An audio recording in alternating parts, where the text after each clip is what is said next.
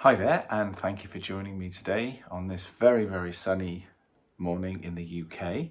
I hope it's nice where you are. Today I'm talking about an album that I played on back in 1991 and was actually my first proper professional session. And I would have been the tender age of 21.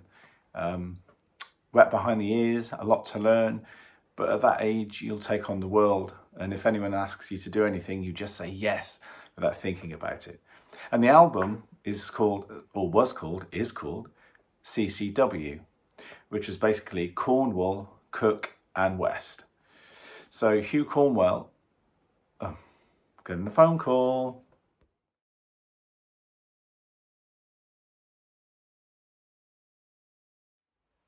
Okay, so welcome back.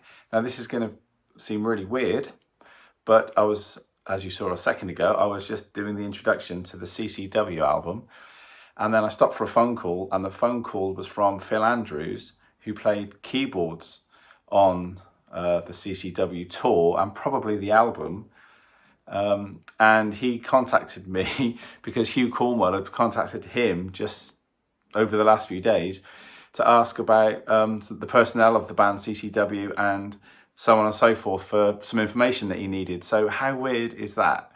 Is that serendipity? What's the term we use for that? But that is really bizarre. And I said that to Phil when we were talking, that you wouldn't believe that I was just about to do a little talky bit to camera about the album. Anyway, so yeah, where were we? So 1991, I was 21 years of age and working with a local singer-songwriter called Andy West, who was fantastic.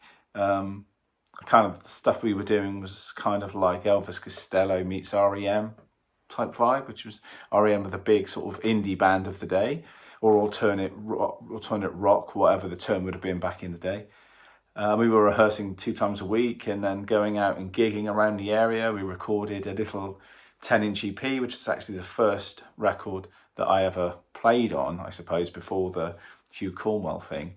And we used to hang out, and I knew that Andy was chilling with Hugh Cornwell quite a lot because Hugh had just left the Stranglers and was looking to do some solo stuff, finding his feet and so on. And Andy had often said they'd been for a few beers locally, and he'd been to see us play, and he was kind of interested. He may have even been managing or co-managing Andy at that point, I can't remember.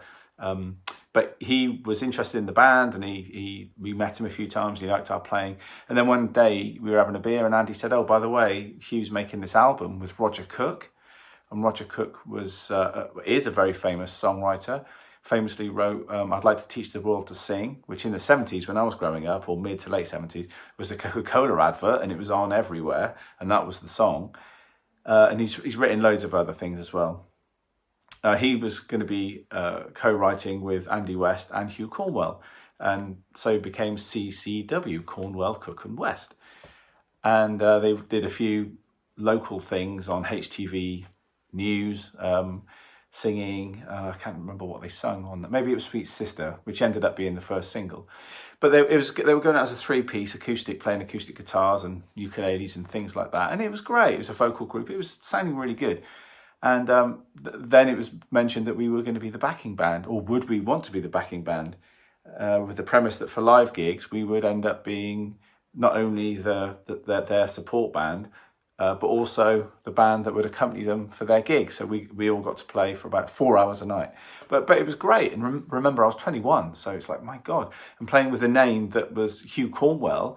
And Roger Cook I wasn't as aware of as much. But, you know, when I mentioned it to my parents, they were like, whoa. And then working with my mate Andy. And the Deep Six basically were a 4-piece. Me on drums and percussion. Andy West was the main songwriter, though he also co-wrote some with Oliver James Woods, who was the guitarist, and then we had Paul Boston on bass, and Andy sang and played acoustic rhythm guitar as well, and electric guitar, rhythm guitar, and it was a groovy little band. And yeah, this was happening, and then before that, there was talk of the album that they were recording down at Cosan Studios, which is now called Riverside, and we used to rehearse there. And we knew the bosses really well, and we used to hang out. And I remember the early days of watching MTV there. They had the satellite and we could watch it, and they had writing rooms, and I'd go and meet Andy there, and I'd play a few grooves, record them, and he would write songs to these rhythms. And it was a great band, and it carried on into the, into 93, early 94, I think, as well, and then finally disbanded. And we were always that close to getting a deal, one of those bands that you never quite get there. But it was great fun.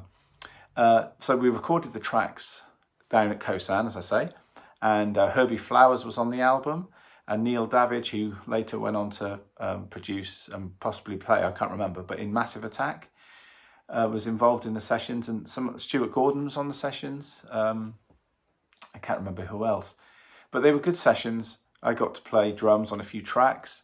I remember I played brushes on the track in Double the Dose, which was an Andy West, the main writer of that song.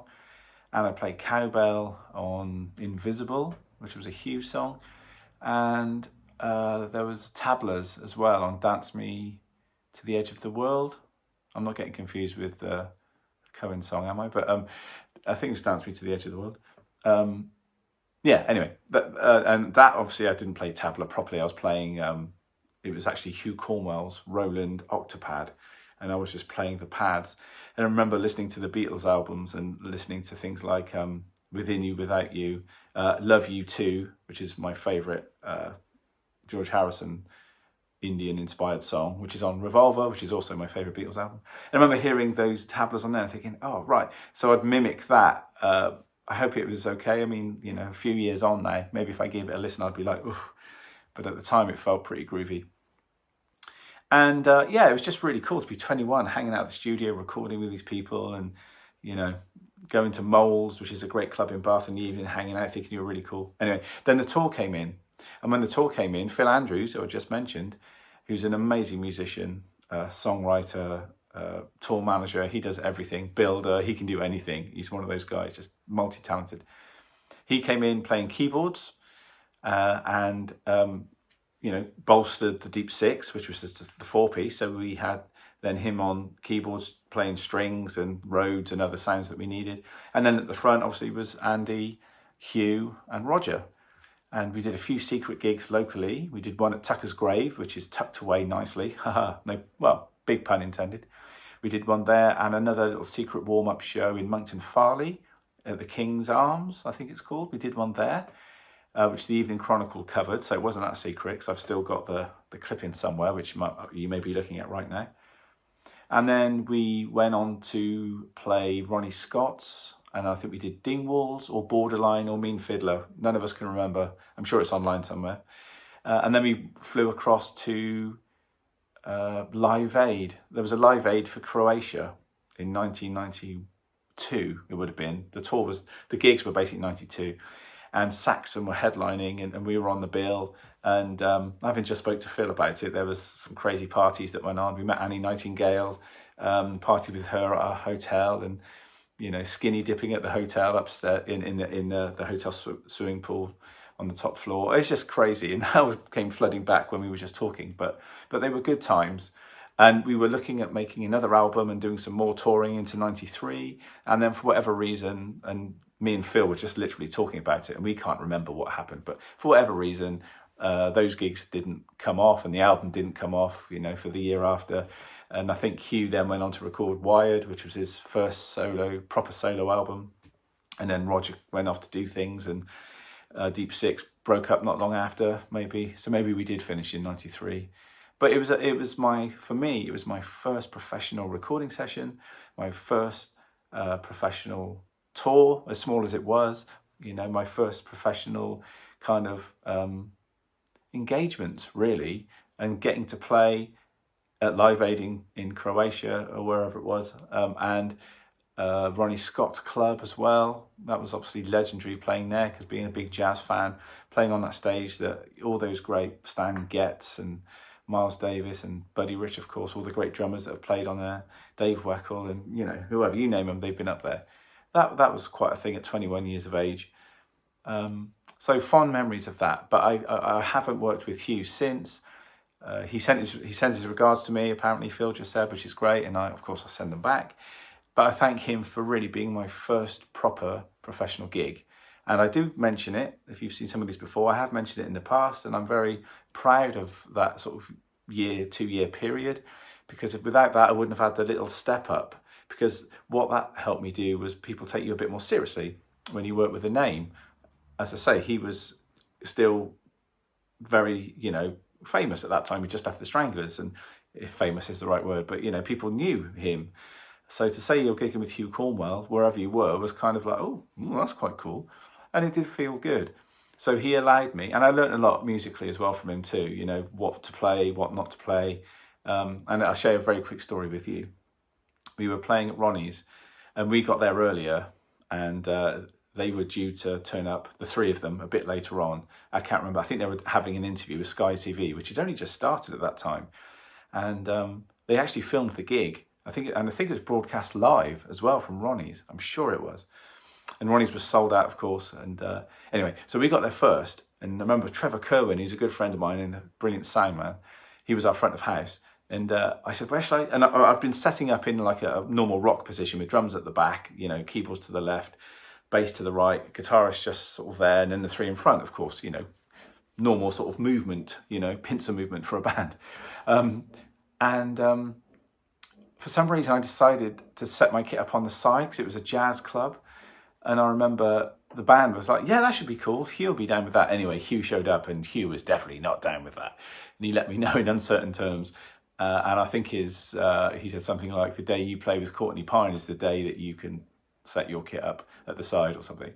And I thought, yeah, there was a lesson learned, man. Thanks, But he was a good boss. We had a lot of fun, and it's nice that he still remembers me. And he's tried to pull me in on other albums and other things in the past, but I could never do them because I was already working or doing something else. And he would often pop up to my mum's house in Corsham, where I was staying at the time, and with his big Mercedes, open top Mercedes and big shades, and turn up at my mum's front door. And he's so tall that he'd be in a porch like, hi, is Robin? It's like cool if you've got somebody like Hugh Cornwell coming around to ask if you're in. That's kind of excellent. So thanks to Hugh, thanks to Phil, thanks to all the other members of the band. It was a great time, great experience. And as I say, I hope that answers those questions from people who've been writing. And I guess Hugh and Susie, Stranglers and the Banshees, similar sort of time.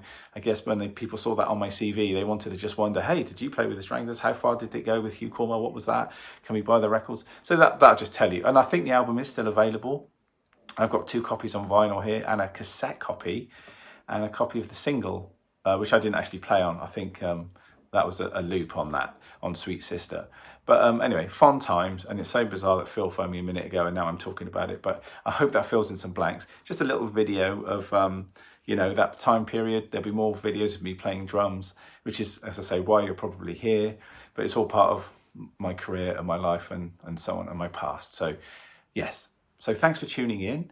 As normal, if you haven't subscribed, please do so. Please share these videos if you think a Hugh Cornwell fan might be interested. Take care. Thanks for watching. Keep subscribing, keep sharing, and I'll see you on the next video.